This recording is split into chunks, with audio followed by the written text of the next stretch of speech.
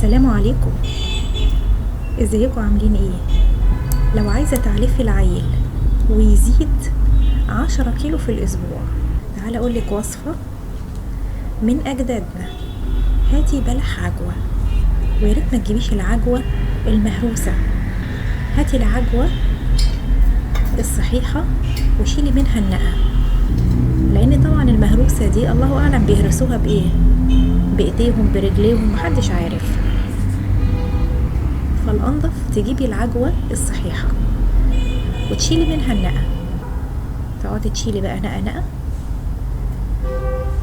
يعني جيبي كيلو، نص كيلو، براحتك.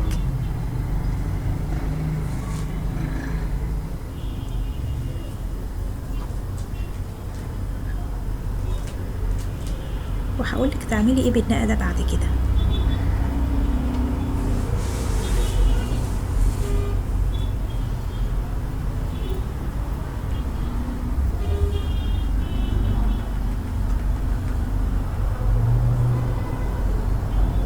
هنشيل كل النقع. الأكلة دي بقى مغذية غذاء، ولا تقوليلي نوتيلا، ولا تقوليلي مفتقة. هتلاقي العيل كده ربرب، وبقى بيفهم اكتر، ما بقاش حمار زي الاول، وهتلاقيه كده مركز ومصحصح.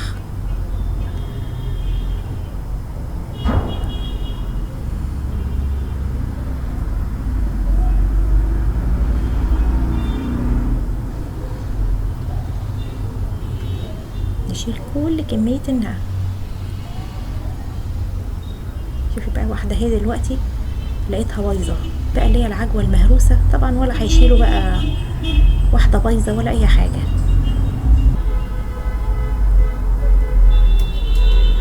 بعد كده هنبتدي ان احنا نهرس العجوة دي بايدينا. شوفي بقى بره اكيد بيرسوها بايديهم ولا برجليهم، محدش عارف. ولو في واحدة بقى نقاية ولا حاجة نسيناها نشيلها. طبعا احنا مش هنهرسها كده بايدينا، انما بس انا بشوف اذا كان في واحدة نقاية نسيها ولا لا.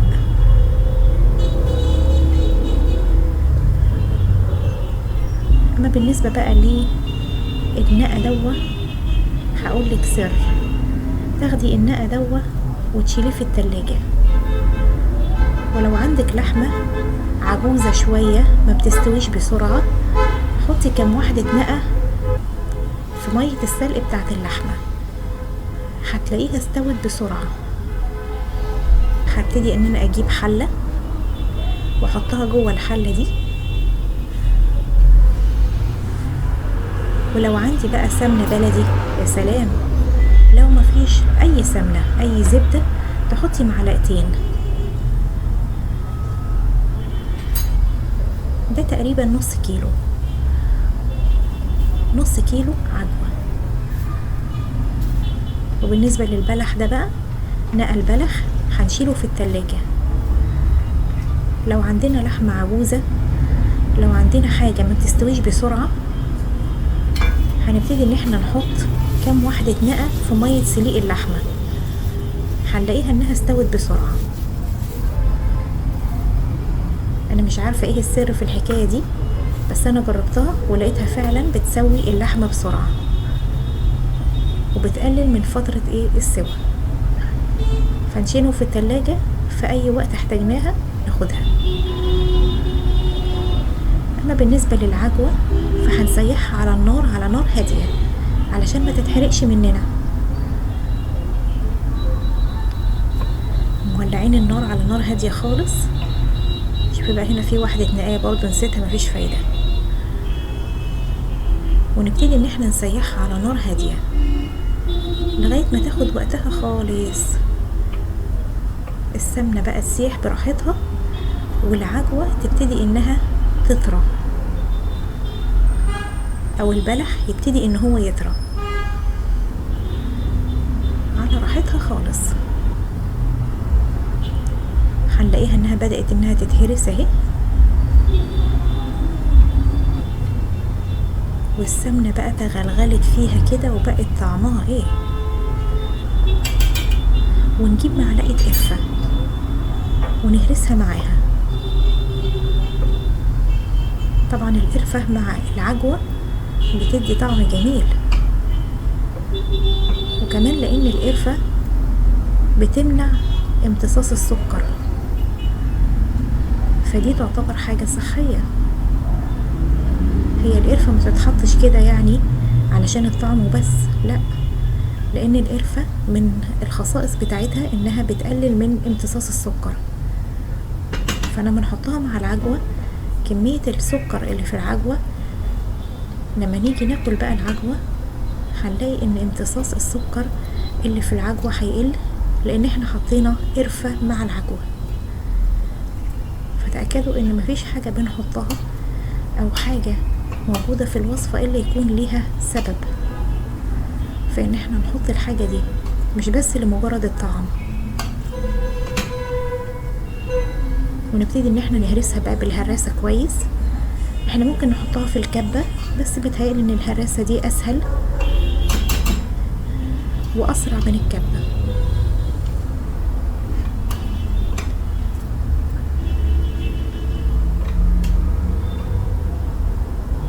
لغاية ما تتهرس معانا كويس.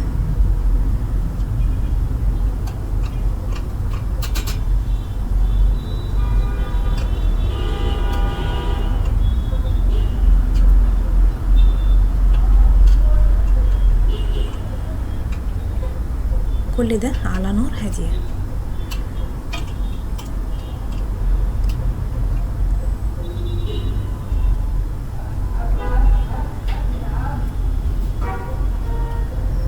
خلاص حلو قوي كده. كده اتهرست كويس.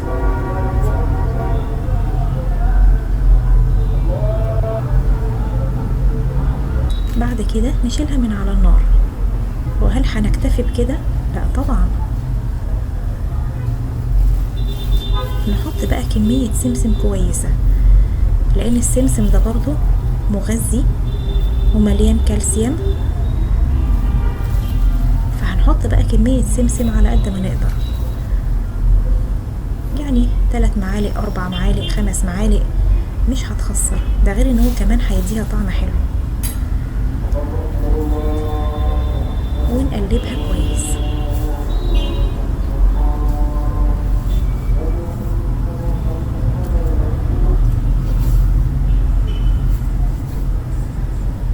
شايفين بقى الطعم؟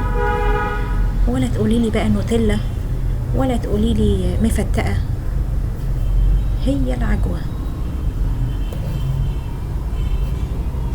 كلها طاقة ومغذية، وهتخلي العيل كده يبقى مصحصح كده فايق ومركز.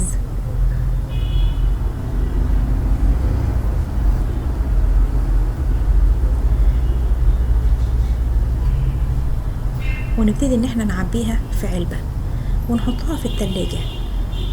نعمل لهم بقى سندوتشات في اي وقت عايزين حاجة حلوة ياكلوا من العجوة دي، وبعدين مش هيجرالها حاجة. تتحط في التلاجة كده في علبة، واي حد يحط بقى ايه سندوتش كده هو من العجوة دي. ولا تقولي لي بقى مربى ولا تقولي لي نوتيلا ولا تقولي لي اي حاجة، هي العجوة مغذية وطعمها حلو ومليانة سمسم وقرفة وسمنة بلدي، حاجة كده تخلي العيل كده يربرب ويبقى مصحصح. وألف هنا وشفا. سلام عليكم.